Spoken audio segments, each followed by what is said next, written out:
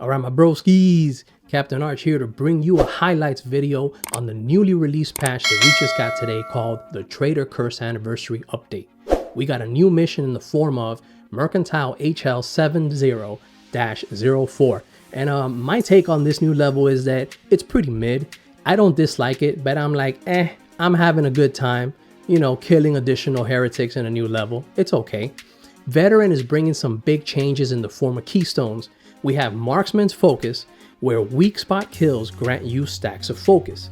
Moving makes you lose the focus. Said focus increases your reload speed and range finesse power. For a few seconds after your weak spot kills, your focus stacks will stay regardless of if you're moving around or not.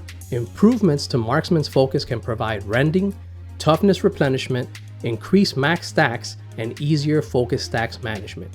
So far, I'm having a hard time seeing where this build will be functional in an Auric mission, my G's, where moving around is at a constant, so your stacks are going to fall off unless you're hitting those enemy weak points. Focus target will be the next keystone, where your tags on enemies now increase damage taken of the target based on how long you've waited in between each tag. Improvements to focus target include increasing the maximum strength of your tag, along with bonuses such as toughness, stamina, and damage to allies once you kill the tagged enemy.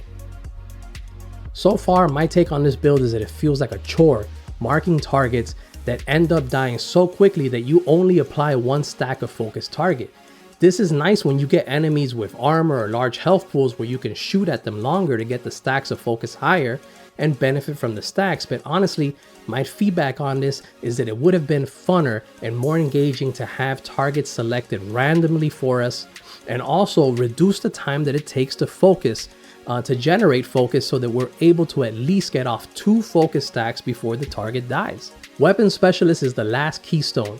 When killing enemies with melee weapons, you power up your next range attacks, granting increases in critical strike chance and rate of fire.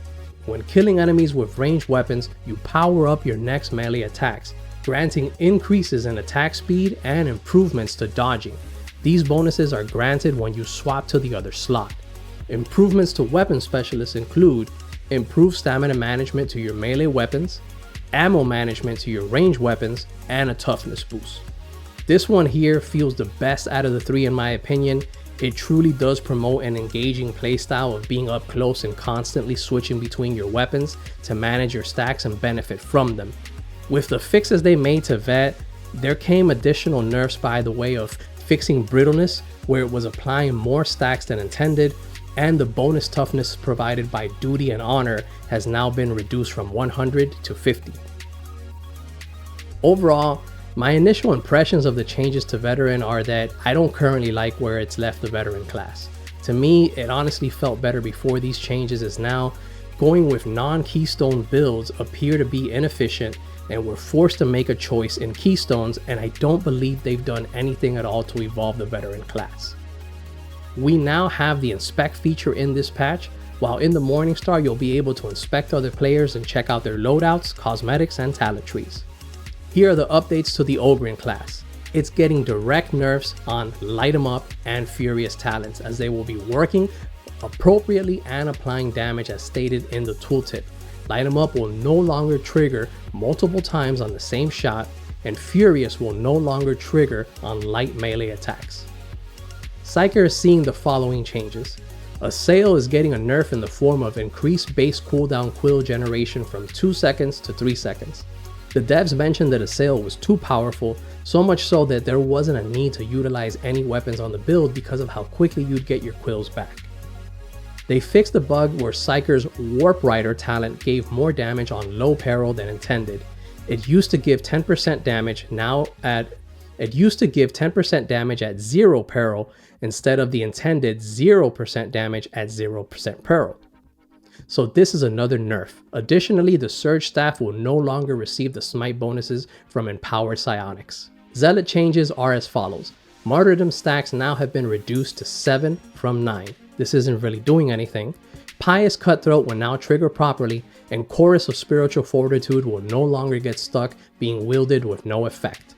Weapons seeing major changes are the Grenadier Gauntlet, where its finesse multiplier is being removed and the light and heavy attacks are being reduced as well. So this is an overall nerf for this weapon. The devs indicated that this weapon's melee was never meant to replace your primary weapon. The Lorenz kickback had an issue where it was shooting without consuming ammo, so that's now been fixed, and you can consider that a nerf too. And that's what I got for the highlights on the Traitor Curse Anniversary update, my boys. Let me know what you guys think of these changes and if it hurts some of y'all in the privates to see these changes to the veteran class. Like and subscribe and comment on the video, my G's.